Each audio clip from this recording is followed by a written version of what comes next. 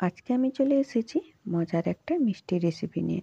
সেটা হলো কমলাভোগ মিষ্টি রেসিপি। এই রেসিপিটি ঘরে কিভাবে পুরো পারফেক্টভাবে বানাতে পারবেন সেটাই আমি আপনাদের সঙ্গে আজ শেয়ার করব। আপনাদের কাছে আমার একটা রিকোয়েস্ট, আমার পুরো ভিডিওটা আপনারা স্কিপ না করে দেখুন। আপনারাও কিন্তু চাইলে ঘরে পুরো পারফেক্টভাবে কমলাভোগ মিষ্টি রেসিপিটি বানাতে পারবেন। নমস্কার বন্ধুরা, হোম রেসিপি কর্নারের আর একটা নতুন ভিডিওতে আপনাদের সবাইকে অনেক অনেক স্বাগত জানাই। এই রেসিপিটির জন্য আমি এখানে নিয়ে নিয়েছি ছোট বাটির 1 বাটি ছানা। আমার এই চ্যানেলে অনেক মিষ্টির রেসিপি আছে। ওই মিষ্টি রেসিপিতে পুরো পারফেক্টভাবে কীভাবে ছানা বানাবেন তার রেসিপিটাও আছে।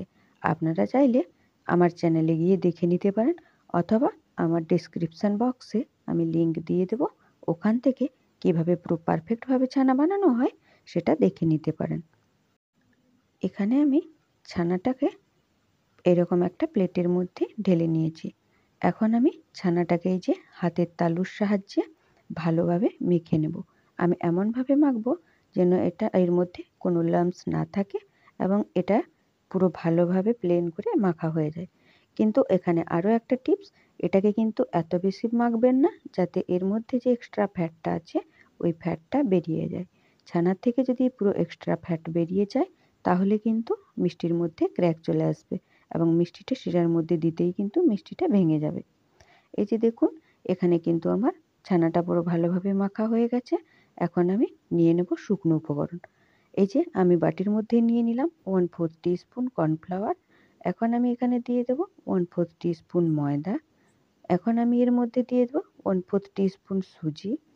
এখন আমি এর মধ্যে দিয়ে দেবো 1 চিমটে বেকিং পাউডার। আপনারা চাইলে বেকিং পাউডারের পরিবর্তে বেকিং সোডাও কিন্তু ইউজ করতে পারেন। এখন আমি এখানে দিয়ে দিলাম অরেঞ্জ ফুড কালার। এখন আমি এর মধ্যে দিয়ে দেব 1/4 টিস্পুন রিফাইন্ড অয়েল। এখানে চাইলে আপনারা ঘিও কিন্তু ব্যবহার করতে পারেন। এখন আমি সব শুকনো উপকরণগুলোকে তেলের সঙ্গে ভালোভাবে মিশিয়ে নেব। আমি এমনভাবে মেশাবো যাতে সব শুকনো উপকরণগুলো তেলের সঙ্গে পুরো ভালোভাবে মিশে যায়। এই যে দেখুন, আমার মেশানো হয়ে গেছে। এখন এই মিশ্রণটা আমি ঢেলে দেব ছানার মধ্যে। এই যে আমি পুরোটা ঢেলে নিব। এখানে আমি ফ্লেভারের জন্য দিয়ে দেব অরেঞ্জ এসেন্স। এখানে আমি অরেঞ্জ এসেন্স 2 ড্রপের মতো দিয়ে দেব। কমলাভোগ মিষ্টিতে অরেঞ্জ এসেন্সটা কিন্তু খুবই ইম্পর্ট্যান্ট। আপনারা যতই অরেঞ্জের জুস দেন না কেন, এখানে কিন্তু আসল ফ্লেভার পাওয়ার জন্য অরেঞ্জ এসেন্সটা কিন্তু দিতেই হবে। আর যদি আপনাদের কাছে অরেঞ্জ থাকে তাহলে অরেঞ্জের জুস এখানে 2 চামচের মতো মিশিয়ে দিতে পারেন। এখন আমার সব কিছু উপকরণ ভালোভাবে মেশানো হয়ে গেছে। এই যে আমি ভালোভাবে মিশিয়ে নিয়েছি। এখন আমি এখান থেকে লেচি কেটে নেব। এখানে যার যেমন পছন্দ ওই রকম শেপের বানিয়ে নিতে পারেন। যে আমি এখানে মিডিয়াম শেপের লেচি কেটে নিচ্ছি। আপনারা চাইলে এর থেকে ছোট কিংবা এর থেকে বড় লেচি কেটে নিতে পারেন। এখন আমি একটা লেচি নিয়ে হাতের তালুর সাহায্যে এই যে বল বানিয়ে নেব। এখানে কিন্তু একটা জিনিস ভালোভাবে লক্ষ্য করতে হবে, ছানার বলের মধ্যে যাতে কোনো প্রকার ক্র্যাক না থাকে। ছানার বলের মধ্যে যদি ক্র্যাক থেকে গেছে তাহলে কিন্তু এইটা গরম শিরার মধ্যে ছাড়ার সঙ্গে সঙ্গেই কিন্তু মিষ্টিটা ভেঙে যাবে। তাই এখানে ভালোভাবে লক্ষ্য করতে হবে যাতে ছানার বলের মধ্যে কোনো প্রকার ক্র্যাক না থাকে। এই যে দেখুন, আমার দুটো মিষ্টি হয়ে গেছে। এখন আমি এই সেম প্রসেসে বাকি সবগুলো ছানার বল আমি বানিয়ে নেব। এই যে আমার সবগুলো ছানার বল বানানো হয়ে গেছে। এখন আমি এখানে বানিয়ে নেব চিনির শিরা। চিনির শিরা বানানোর জন্য এই যে আমি নিয়ে নিয়েছি এইরকম একটা পাত্র। পাত্রের মধ্যে দিয়ে দিলাম 1 বাটি চিনি। ওজনের হিসাবে হলে হবে 200 গ্রাম। এখন আমি যে বাটিতে চিনি নিয়েছি ওই বাটিরই 4 বাটি দিয়ে দেব জল। এখন আমি এখানে ফ্লেভারের জন্য দিয়ে দেব 2 ড্রপ অরেঞ্জ এসেন্স এবং কালারের জন্য আমি দিয়ে দেব 1 চুটকি অরেঞ্জ ফুড কালার। এখন আমি এটাকে একটা চামচের সাহায্যে ভালোভাবে মিশিয়ে নেব এবং এটাকে ভালোভাবে ফোটার জন্য ছেড়ে দেব। এই যে দেখুন, এটা কিন্তু পুরো ভালোভাবে ফুটে গেছে। এখন আমি দিয়ে দেব ছানার বলগুলোকে। এখন কিন্তু গ্যাসের ফ্লেমটা পুরো হাইতেই রাখতে হবে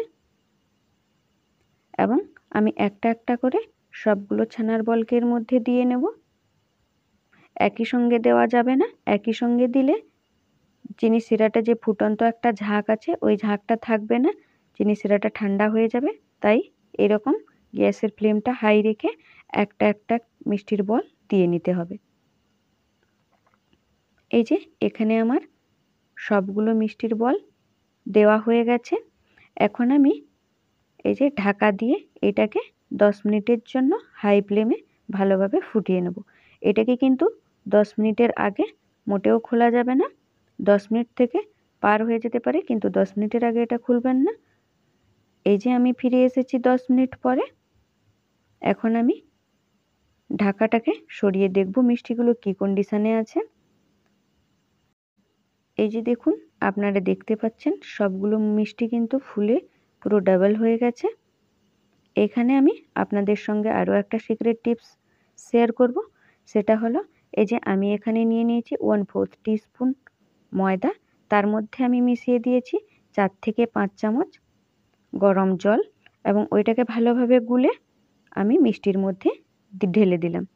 এটা দিলে কি হবে, মিষ্টির মধ্যে দেখুন এই যে খুব ভালো একটা ঝাঁক আসবে। আর মিষ্টির মধ্যে যে বলেন ছানার কাঁচা গন্ধ থাকে, ওই ছানার কাঁচা গন্ধটাও থাকবে না এবং মিষ্টির চারি সাইড ভালোভাবে সেদ্ধ হয়ে যাবে। এই যে দেখুন, এখন যে ঝাঁকটা উঠেছে, এই ঝাঁকটা কিন্তু ময়দা জল দেওয়ার আগে কিন্তু ছিল না।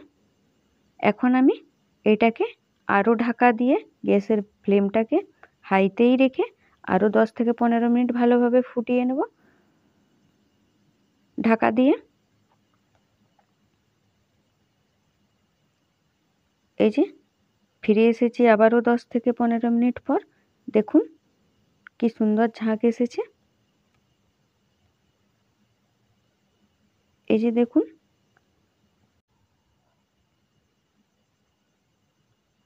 এই যে দেখুন, এখন আপনারা চেক করে নেবেন চিনির শিরাটা। যদি চিনির শিরাটা খুব বেশি মোটা হয়ে গিয়ে থাকে তাহলে এর মধ্যে গরম জল অ্যাড করতে হবে।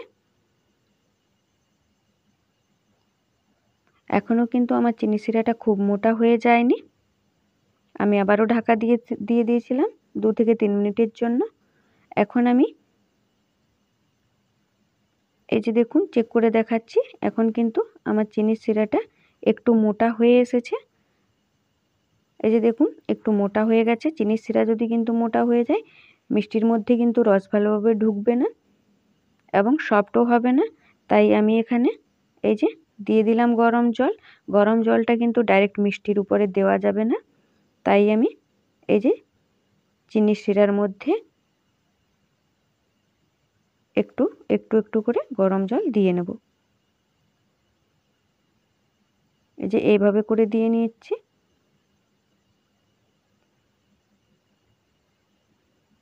আমি এই যে আমার এটা ছোট হাতা, তাই আমি 3 হাতা গরম জল দিয়ে দিলাম। এখন দেখুন চিনির শিরাটা কিন্তু আগের মতো পুরো পাতলা হয়ে গেছে। এখন আমি এই যে এইভাবে একটু ঝাঁকিয়ে নেব। তাহলে কি হবে, মিষ্টির শেপটাও ঠিক থাকবে এবং মিষ্টিটা ভালোভাবে চারিদিক থেকে সেদ্ধ হয়ে যাবে। এই যে মিষ্টিটা কিন্তু আমার পুরো পারফেক্টভাবে হয়ে গেছে। এখন আমি গ্যাসের ফ্লেমটাকে বন্ধ করে দেব। এখন আমি একটা বাটির মধ্যে নিয়ে নিয়েছি ছানা কাটানো জল। এটাকে আমি ফ্রিজে রেখে দিয়েছিলাম আধা ঘন্টার মতো, তাই এই জলটা, ছানার জলটা পুরো ভালোভাবে ঠান্ডা হয়ে গেছে। এখন আমি মিষ্টিগুলোকে এর মধ্যে ছেড়ে দেব ঠান্ডা জলের মধ্যে।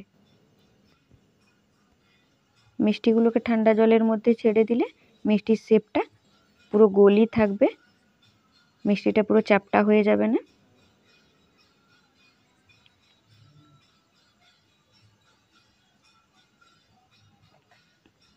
এই যে এখানে আমি সবগুলো মিষ্টিকে ঠান্ডা জলের মধ্যে ছেড়ে দিচ্ছি।